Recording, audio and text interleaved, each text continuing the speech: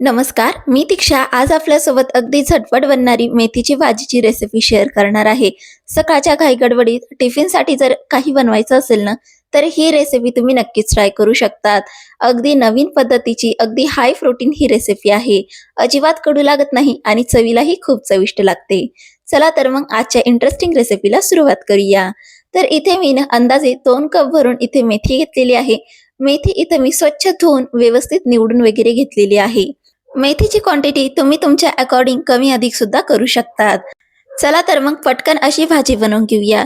तर भाजी बनवण्यासाठी आपल्याला फक्त एक पूर्वतयारी करायची आहे, ती म्हणजे शेंगदाणे भाजण्याची.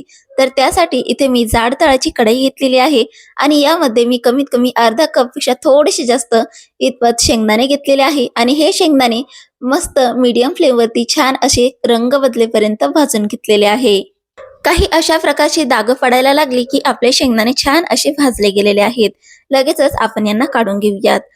खरं सांगते ही भाजी बनवायला आहे ना खूप सोपी आहे. अगदी 10 मिनिटांमध्ये बनवून तयार होते. तर त्याच कढईमध्ये मी इथं 2 चमचे तेल घेतलेलं आहे. तेल हलकसं गरम झालं की यामध्ये मी 2 ते 3 चमचे ना बारीक केलेला लसूण घातलेला आहे. या भाजीमध्ये लसणाची टेस्ट खूप छान येते म्हणून लसूण इथे थोडासा जास्तच घालायचा आहे. लसूण इथे आपल्याला छान असा गोल्डन ब्राऊन रंगापर्यंत भाजून घ्यायचा आहे. काही अशा प्रकारे आता यामधनं 70% जो लसूण आहे तो आपण काढून घेणार आहोत. या स्टेजपर्यंत लसूण भाजल्यामुळे काय होतं, लसूण छान असा कुरकुरीत होतो आणि असा जर तो भाजीमध्ये ठेवला तर तो सॉफ्ट होतो. म्हणून थोडासा लसूण भाजीमध्ये आणि बाकीचा लसूण आपण वरतून ऍड करूया. आता त्याच तेलामध्ये आपण 2 हिरव्या मिरच्या आणि 1 मीडियम साईजचा कांदा असा बारीक चिरून यामध्ये परतून घेऊयात.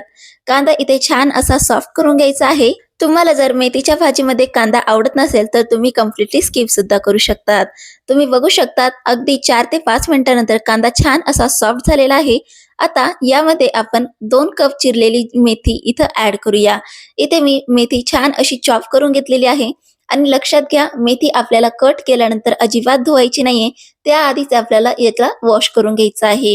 याला कट केल्यानंतर जर आपण धुवून घेतलं तर यामधले जे काही पौष्टिक जीवनसत्व आहे ते निघून जातात.